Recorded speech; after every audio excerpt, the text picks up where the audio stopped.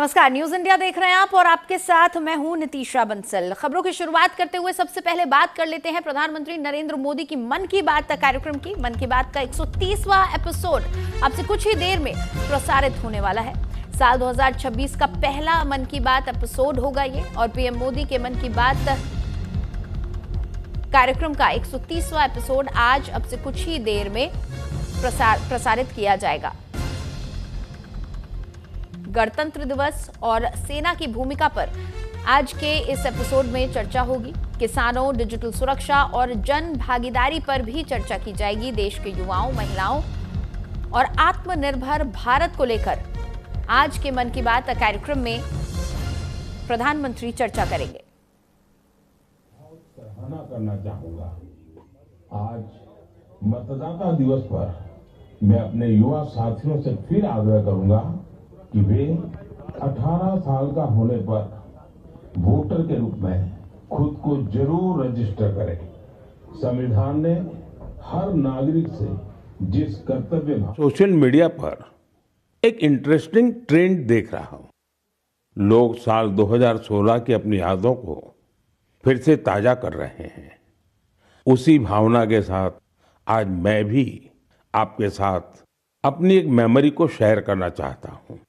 10 साल पहले जनवरी 2016 में हमने एक एम्बिशियस जर्नी की शुरुआत की थी। तब हमें इस बात का एहसास था कि भले ही एक छोटा क्यों न हो, लेकिन ये युवा पीढ़ी के लिए, देश के फ्यूचर के लिए काफी अहम है। तब कुछ लोग ये समझ ही नहीं पाए थे कि आखिर है क्या। साथियों, मैं जिस जर्नी की बात कर रहा हूं वह है स्टार्टअप इंडिया की जर्नी। इस अद्भुत जर्नी के हीरो हमारे युवा साथी हैं। अपने कंफर्ट जोन से बाहर निकलकर उन्होंने जो इनोवेशन किए वो इतिहास में दर्ज हो रहे हैं। साथियों, भारत में आज दुनिया का तीसरा सबसे बड़ा स्टार्टअप इकोसिस्टम बन चुका है। ये स्टार्टअप्स लीग से हटके हैं। आज वे ऐसे सेक्टर्स में काम कर रहे हैं जिनके बारे में 10 साल पहले तक कल्पना भी नहीं की जा सकती थी। AI, space, nuclear energy, semiconductors, mobility, green hydrogen, biotechnology, आप नाम लीजिए और कोई ना कोई भारतीय स्टार्टअप उस सेक्टर में काम करते हुए दिख जाएगा। मैं अपने उन सभी युवा साथियों को सैल्यूट करता हूं जो किसी न किसी स्टार्टअप से जुड़े हैं या फिर अपना स्टार्टअप शुरू करना चाहते हैं। साथियों, आज मन की बात के माध्यम से मैं देशवासियों, विशेषकर इंडस्ट्री और स्टार्टअप से जुड़े युवाओं से एक आग्रह जरूर करना चाहता हूं। भारत की इकोनॉमी तेजी से आगे बढ़ रही है। भारत पर दुनिया की नजरें हैं। ऐसे समय में हम सब पर एक बहुत बड़ी जिम्मेदारी भी है। वो जिम्मेदारी है क्वालिटी पर जोर देने की। होती है, चलती है, चल जाएगा, ये युग चला गया। आइए इस वर्ष हम पूरी ताकत से क्वालिटी को प्राथमिकता दें। हम सबका एक ही मंत्र हो, क्वालिटी, क्वालिटी और सिर्फ क्वालिटी। कल से आज बेहतर क्वालिटी। हम जो भी मैन्युफैक्चर कर रहे हैं उसकी क्वालिटी को बेहतर बनाने का संकल्प लें। चाहे हमारे टेक्सटाइल हो, टेक्नोलॉजी हो या फिर electronics, even packaging. Indian product का मतलब ही बन जाए टॉप क्वालिटी।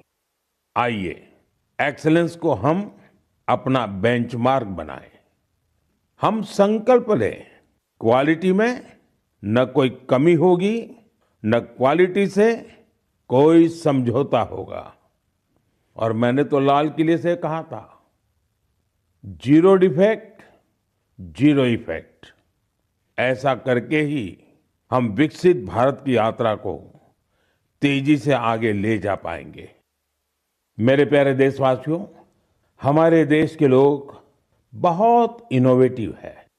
समस्याओं का समाधान ढूंढना हमारे देशवासियों के स्वभाव में है।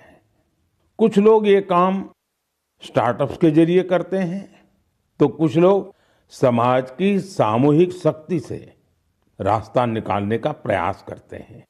ऐसा ही एक प्रयास उत्तर प्रदेश के आजमगढ़ में सामने आया है।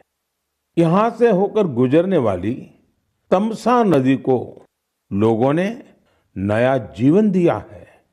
तमसा केवल एक नदी नहीं, बल्कि हमारी सांस्कृतिक और आध्यात्मिक विरासत की सजीव धारा है। अयोध्या से निकलकर गंगा में समाहित होने वाली यह नदी कभी इस क्षेत्र के लोगों के जनजीवन की धुरी हुआ करती थी, लेकिन प्रदूषण की वजह से इसकी अविरल धारा में रुकावट आने लगी थी। गाद, कूड़ा कचरा और गंदगी ने इस नदी के प्रवाह को रोक दिया था। इसके बाद यहाँ के लोगों ने इसे एक नया जीवन देने का अभियान शुरू किया। नदी की सफाई की गई और उसके किनारों पर छायादार, फलदार पेड़ लगाए गए। स्थानीय लोग कर्तव्य भावना से इस काम में जुटे और सबके प्रयास से नदी का पुनरुद्धार हो गया। साथियों, जन भागीदारी का ऐसा ही प्रयास आंध्र प्रदेश के अनंतपुर में भी देखने को मिला है। यह वह क्षेत्र है जो सूखे की गंभीर समस्या से जूझता रहा है। यहाँ की मिट्टी लाल और बलुई है। यही वजह है कि लोगों को पानी की कमी का सामना करना पड़ता है। यहाँ के कई क्षेत्रों में लंबे समय तक बारिश नहीं होती है। कई बार तो लोग अनंतपुर की तुलना रेगिस्तान में सूखे की स्थिति से भी कर देते हैं। साथियों, इस समस्या के समाधान के लिए स्थानीय लोगों ने जलाशयों को साफ करने का संकल्प लिया। फिर प्रशासन के सहयोग से यहाँ अनंत नीरू संरक्षणम प्रोजेक्ट, इसकी शुरुआत हुई। इस प्रयास के तहत 10 से अधिक जलाशयों को जीवनदान मिला है। उन जलाशयों में अब पानी भरने लगा है। इसके साथ ही 7,000 से अधिक पेड़ भी लगाए गए हैं। यानी अनंतपुर में भी बढ़ा है। यहाँ बच्चे अब तैराकी का आनंद भी ले सकते हैं। एक प्रकार से कहें तो यहाँ का पूरा इकोसिस्टम फिर से निखर उठा है। साथियों, आजमगढ़ हो, अनंतपुर हो या फिर देश की कोई और जगह, ये देखकर खुशी होती है कि लोग एकजुट होकर कर्तव्य भाव से बड़े संकल्प सिद्ध कर रहे हैं। जन भागीदारी और सामूहिकता की यही भावना हमारे देश की सबसे बड़ी ताकत है। मेरे प्यारे देशवासियों, हमारे देश में भजन और कीर्तन सदियों से हमारी संस्कृति की आत्मा रहे हैं। हमने मंदिरों में भजन सुने हैं, कथा सुनते वक्त सुने हैं, और हर दौर ने भक्ति को अपने समय के हिसाब से जिया है। आज की पीढ़ी भी कुछ नए कमाल कर रही है। आज के युवाओं ने भक्ति को अपने अनुभव और अपनी जीवन शैली में ढाल दिया है। इसी सोच से एक नया सांस्कृतिक चलन उभर कर सामने आया है। आपने सोशल मीडिया पर ऐसे वीडियो जरूर देखे होंगे। देश के अलग अलग शहरों में बड़ी संख्या में युवा इकट्ठा हो रहे हैं। मंच सजा होता है, रोशनी होती है, संगीत होता है, पूरा तामझाम होता है और माहौल किसी कॉन्सर्ट से जरा भी कम नहीं होता है। ऐसा ही लग रहा है कि जैसे कोई बहुत बड़ा कॉन्सर्ट हो रहा है। लेकिन वहां जो गाया जा रहा होता है वो पूरी तन्मयता के साथ, पूरी लगन के साथ, पूरे लय के साथ भजन की गूंज, इस चलन को आज भजन क्लबिंग कहा जा रहा है और यह खास तौर पर जैन जी के बीच तेजी से लोकप्रिय हो रहा है। यह देखकर अच्छा लगता है कि इन आयोजनों में भजन की गरिमा और सुचिता का पूरा ध्यान रखा जाता है। भक्ति को हल्केपन में नहीं लिया जाता, न शब्दों की मर्यादा टूटती है और न ही भाव की। मंच आधुनिक हो सकता है, संगीत की प्रस्तुति अलग हो सकती है, लेकिन मूल भावना वही रहती है। आध्यात्म का एक निरंतर प्रवाह वहां अनुभव होता है। मेरे प्यारे देशवासियों, आज हमारी संस्कृति और त्योहार दुनिया भर में अपनी पहचान बना रहे हैं। दुनिया के हर कोने में भारत के त्योहार बड़े उत्साह और उल्लास के साथ मनाए जाते हैं। हर तरह की कल्चरल वाइब्रेंसी को बनाए रखने में हमारे भारतवंशी भाई बहनों का अहम योगदान है। वो जहां भी हैं, वहां अपनी संस्कृति की मूल भावना को संरक्षित कर और उसे आगे बढ़ा रहे हैं। इसको लेकर मलेशिया में भी हमारा भारतीय समुदाय बहुत सराहनीय कार्य कर रहा है। आपको यह जानकर सुखद आश्चर्य होगा कि मलेशिया में 500 से ज्यादा तमिल स्कूल है। इनमें तमिल भाषा की पढ़ाई के साथ ही अन्य विषयों को भी तमिल में पढ़ाया जाता है। इसके अलावा यहाँ तेलुगु और पंजाबी सहित अन्य भारतीय भाषाओं पर भी बहुत फोकस रहता है। साथियों, भारत और मलेशिया के बीच ऐतिहासिक और सांस्कृतिक संबंधों को मजबूत करने में एक सोसाइटी की बड़ी भूमिका है। इसका नाम है मलेशिया इंडिया हेरिटेज सोसाइटी। अलग अलग कार्यक्रमों के साथ ही यह संस्था एक हेरिटेज वॉक का भी आयोजन करती है। इसमें दोनों देशों को आपस में जोड़ने वाले सांस्कृतिक स्थलों को कवर किया जाता है। पिछले महीने मलेशिया में लाल पाड़ साड़ी आइकॉनिक वॉक, इसका आयोजन किया गया। इस साड़ी का बंगाल की हमारी संस्कृति से विशेष नाता रहा है। इस कार्यक्रम में सबसे अधिक संख्या में इस साड़ी को पहनने का रिकॉर्ड बना, जिसे मलेशियन बुक ऑफ रिकॉर्ड्स में दर्ज किया गया। इस मौके पर ओडिसी डांस और बाउल म्यूजिक ने तो लोगों का दिल जीत लिया। मैं कह सकता हूं, साया बरबांगा देंगान डियास्पोरा इंडिया दी मलेशिया, मेरे का मंबावा इंडिया दान मलेशिया, सेमाकिन टापा। मलेशिया के हमारे भारतवंशियों को मेरी बहुत बहुत शुभकामनाएं। मेरे प्यारे देशवासियों, हम भारत के किसी भी हिस्से में चले जाएं, वहां हमें कुछ न कुछ असाधारण, अभूतपूर्व होते हुए जरूर दिख जाता है। कई बार मीडिया की चकाचौंध में ये बातें जगह नहीं बना पाती, लेकिन इनसे पता चलता है कि हमारे समाज की असली शक्ति क्या है।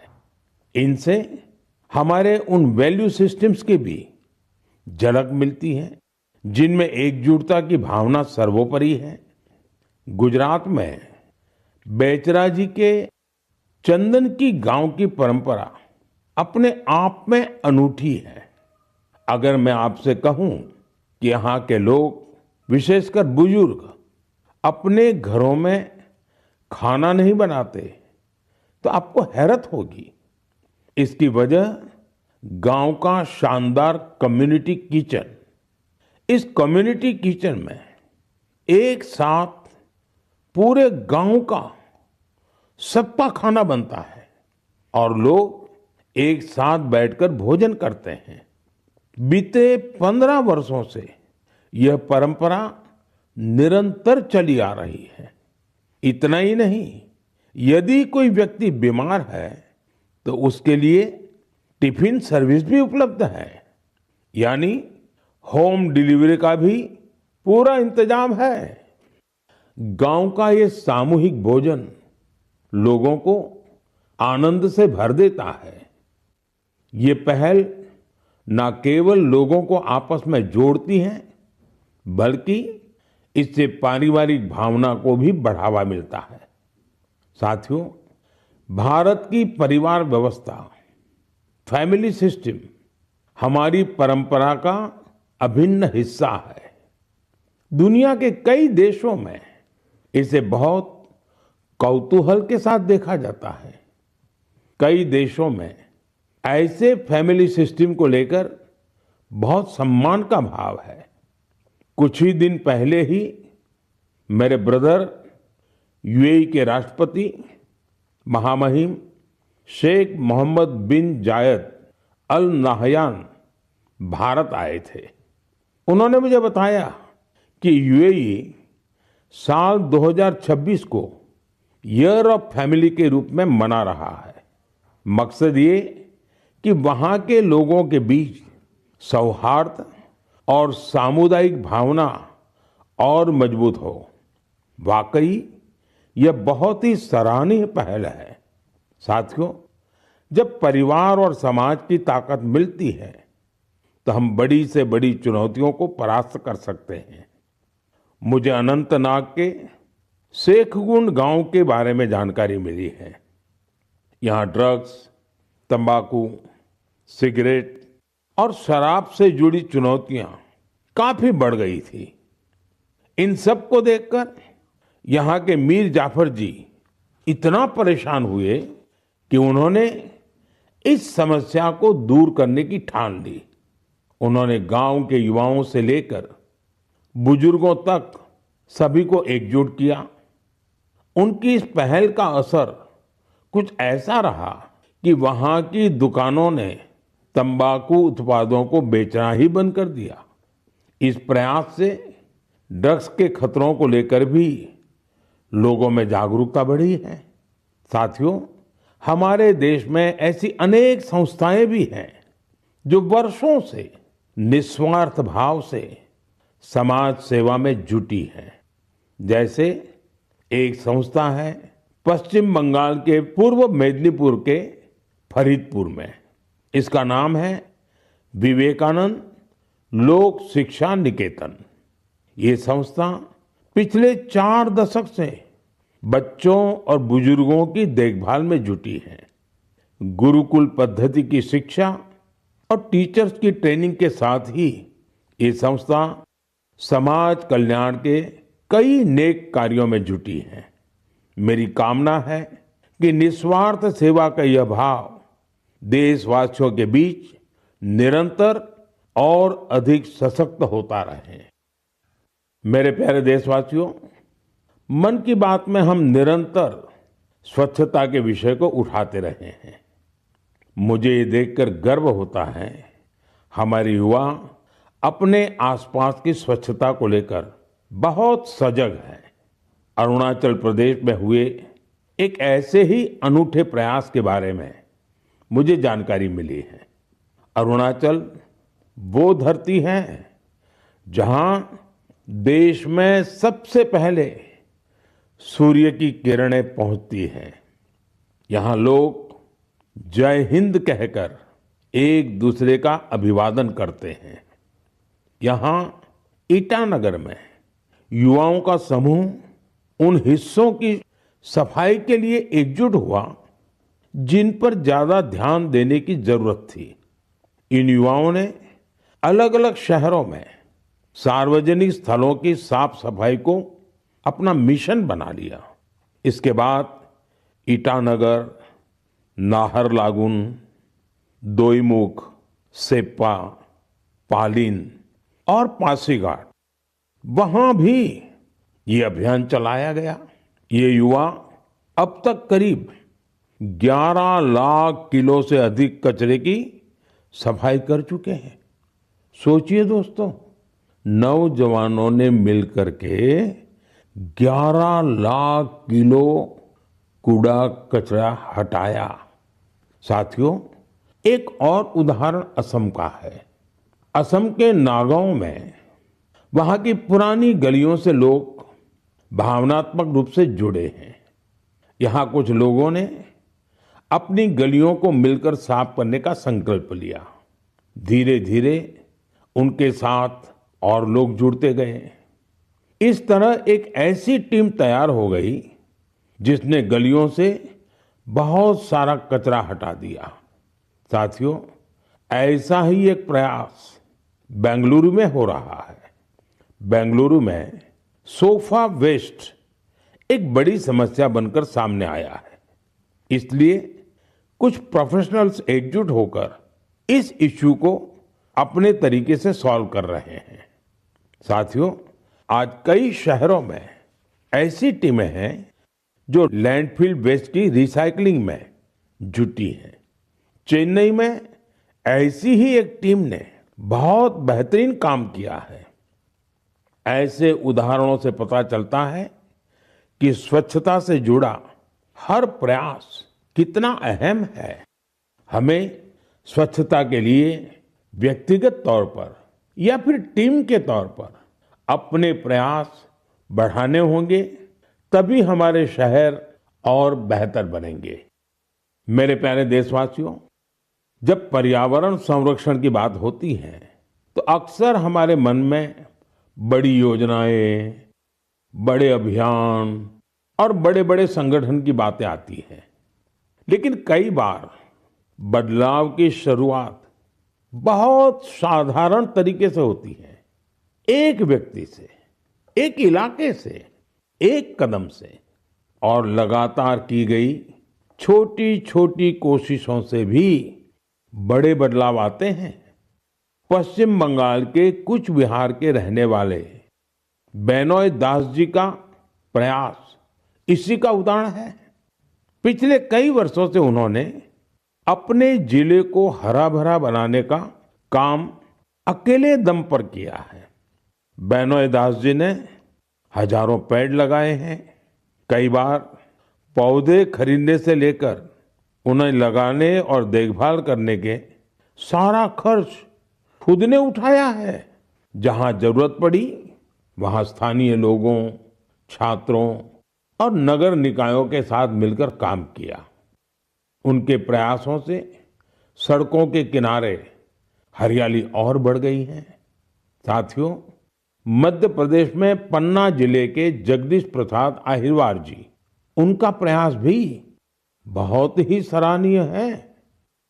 वो जंगल में बीट गार्ड के रूप में अपनी सेवाएं देते हैं।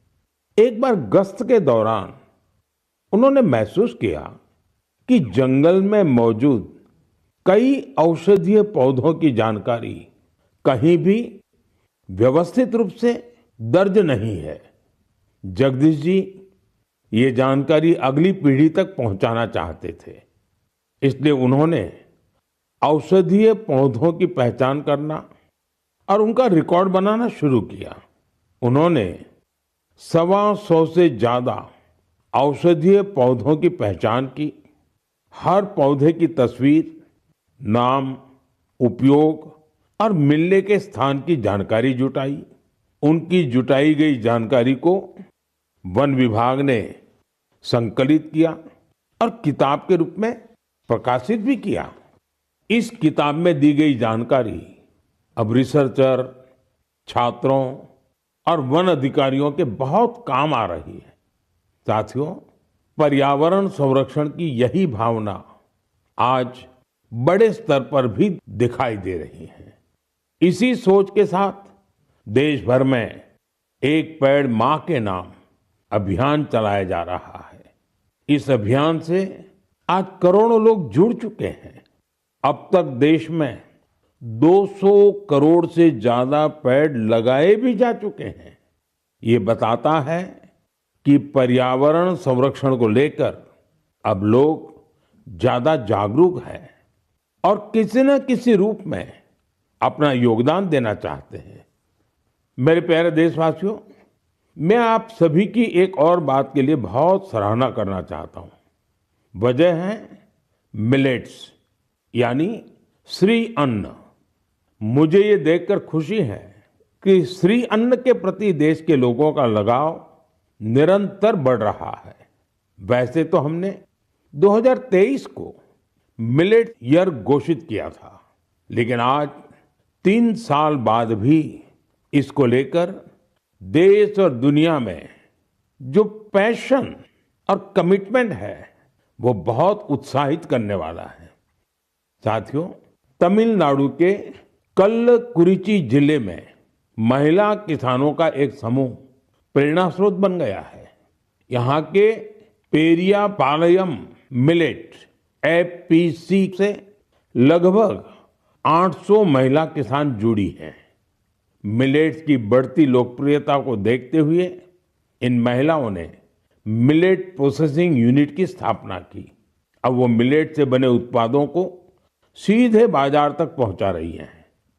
साथियों, राजस्थान के रामसर में भी किसान श्री अन्न को लेकर इनोवेशन कर रहे हैं। यहाँ के Ramsar organic farmer producer company से 900 से अधिक किसान जुड़े हैं। ये किसान मुख्य रूप से बाजरे की खेती करते हैं। यहाँ बाजरे को प्रोसेस करके रेडी टू ईट लड्डू तैयार किया जाता है। इसकी बाजार में बड़ी मांग है। इतना ही नहीं साथियों, मुझे तो ये जानकर खुशी होती है आजकल कई मंदिर ऐसे हैं जो अपने प्रसाद में सिर्फ मिलेट्स का उपयोग करते हैं। मैं उन मंदिर के सभी व्यवस्थापकों का हृदय से अभिनंदन करता हूं उनकी इस पहल के लिए। साथियों, मिलेट्स श्री अन्न से अन्नदाताओं की कमाई बढ़ने के साथ ही लोगों की हेल्थ में भी सुधार की गारंटी बनता जा रहा है। मिलेट्स पोषण से भरपूर होते हैं, सुपर फूड होते हैं। हमारे देश में सर्दियों का मौसम तो खान पान के लिए बहुत ही अच्छा माना जाता है। ऐसे में इन दिनों हमें श्री अन्न का सेवन जरूर करना चाहिए। मेरे प्यारे देशवासियों, मन की बात में हमें एक बार फिर कई अलग अलग विषयों पर चर्चा करने का अवसर मिला। ये कार्यक्रम हम सभी को अपने देश की उपलब्धियों को महसूस करने और सेलिब्रेट करने का अवसर देता है। फरवरी में ऐसा ही एक और अवसर आ रहा है। अगले महीने इंडिया एआई इम्पैक्ट समिट होने जा रही है। इस समिट में दुनिया भर से, विशेषकर टेक्नोलॉजी के क्षेत्र से जुड़े एक्सपर्ट भारत आएंगे। यह सम्मेलन एआई की दुनिया में भारत की प्रगति और उपलब्धियों को भी सामने लाएगा। मैं इसमें शामिल होने वाले हर किसी का हृदय से अभिनंदन करता हूं। अगले महीने मन की बात में इंडिया एआई इम्पैक्ट समिट पर हम जरूर बात करेंगे। देशवासियों की कुछ अन्य उपलब्धियों की भी चर्चा करेंगे। तब तक के लिए मुझे मन की बात में विदा दीजिए। कल के गणतंत्र दिवस के लिए एक बार फिर आप सभी को मेरी बहुत बहुत शुभकामनाएं। धन्यवाद।